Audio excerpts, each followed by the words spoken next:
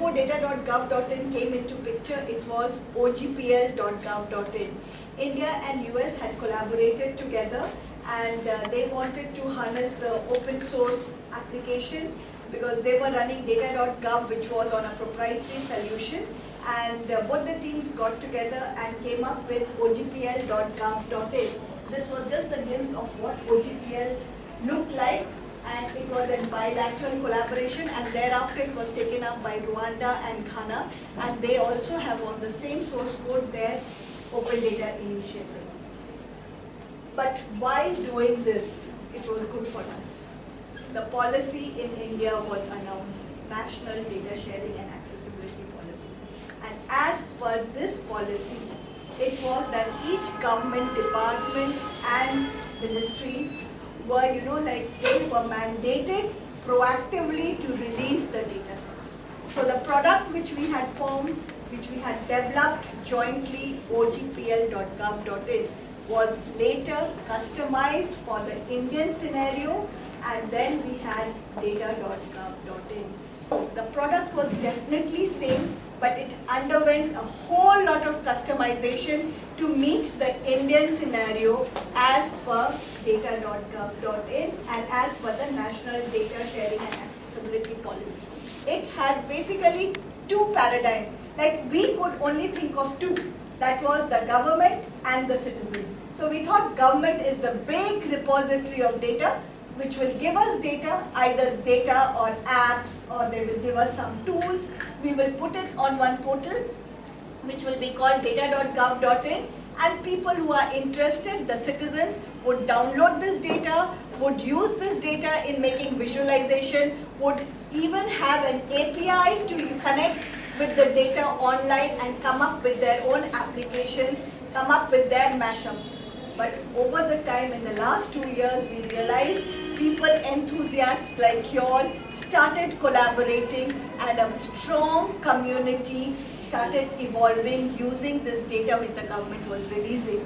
So this is where we felt that engagement with you would really help the data release, because you can rate the data set, you can ask for the data which is not available on data.gov.in, you can write directly to the data controllers, an oxymoron. We are saying opening up data and then we talk of data controllers, but then the ministries, departments are the ones who decide what needs to be released on data.gov.in. So they do it through their data controller, a senior officer who is nominated in each department, who says, yes, this data can be released, or this data is confidential, it will not be released.